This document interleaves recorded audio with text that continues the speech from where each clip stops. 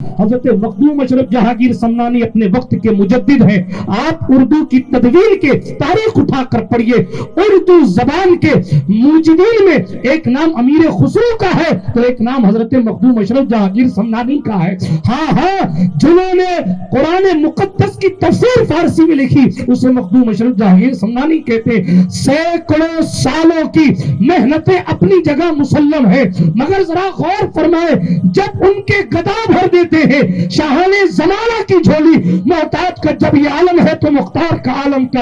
اپنے وقت کے مفتی اعظم قاضی شہاب الدین دولت آبادی، بہت بڑا نام ہے، مخدوم پاک کی چوکٹ پہ آئے، بارگاہ میں حاضر ہوئے اور اس خیال سے آئے کہ حضرت مخدوم پاک مجھے کوئی ایسی کتاب دیں جو میں نے ابھی تک پڑھی نہ ہو.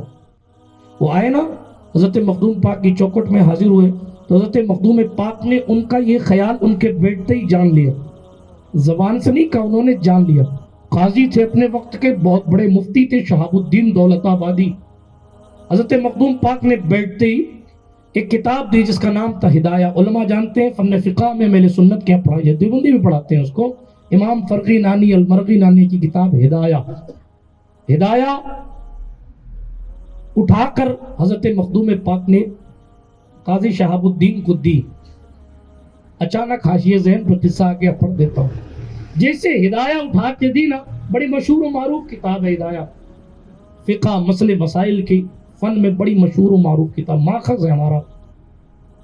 تو بہرحال حضرت قاضی شہاب الدین نے سوچا کہ ہدایہ تو میں سالوں سے پڑھا رہا ہوں، میں نے تو یہ سوچا تھا کہ کچھ ایسی کتاب دیں جو نہیں ہو اور میں نے اس کو پڑھا نہ ہو، اور حضرت ہدایہ اٹھا کے دے رہے ہیں. حالانکہ ہدایہ ہے مشہور کتاب مگر اتنی بھاری کتاب ہے کہ اس کی عبارتیں پڑھنے میں پسینے آ جاتے ہیں.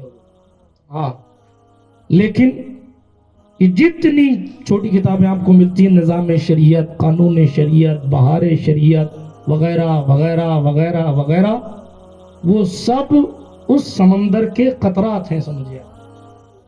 بس اس سے آگے میں اور آپ کو کیا بتاؤں کہ اس کتاب کا لیول کیا ہے. ٹھیک ہے، توجہ. تو سالوں سے پڑھائی جا رہی تھی، بہت پرانی کتاب ہے. قاضی صاحب نے کہا تو میں سالوں سے پڑھا رہا ہوں، اس میں نیا کیا ہے؟ تو مخدوم پاک نے ان کے ہاتھ میں دیتے فرمایا قاضی صاحب، پہلی بات تو یہ کہ مصنف نے جو نسخہ لکھا تھا یہ ان نسخوں میں سے ایک نسخہ ہے، یہ آپ تک آج تک نہیں پہنچا ہوگا. اور دوسری بات، اس کا جو حاشیہ ہے وہ فقیر نے اپنے قلم سے لکھا ہے، یہ آپ تک آج تک نہیں پہنچا. اس کا ترجمہ بھاری پڑ رہا ہے آج، اس کا حاشیہ مخدوم صاحب نے سینکڑوں سال پہلے کر کے دے دیا تھا.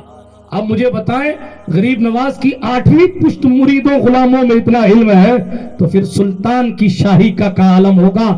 اسی لیے استاذ زمن نے بریلی سے کہا تھا، ہے تیری ذات عجب بحر حقیقت، پڑھائی کیا کرو تو پتا چلے گا، ہے تیری ذات عجب بحر حقیقت پیارے، ہے تیری ذات. یا اعلیٰ حضرت کے بھائی کہتے کیا کہتے، معرفت ایسا سمندر ہے کہ وہاں تک پہنچنا تو بڑی بات، اس سے پہلے طریقت ایک ایسا سمندر ہے، دعوے بڑے لوگ کرتے مگر طریقت کے تا تک پہنچنا بھی بڑی بات. شریعت مطہرہ پر مکمل طور پر عمل کرنا بھی بڑی بات، مگر شریعت ہے، طریقت ہے، معرفت ہے، پھر حقیقت کی منزلیں ہیں. کہتے استاد زمین شہنشاہ سخن حسن رضا حسن غریب نواز کی بارگاہ میں قرات پیش کرتے ہوئے، ہے تیری ذات عجب بحر حقیقت پیارے.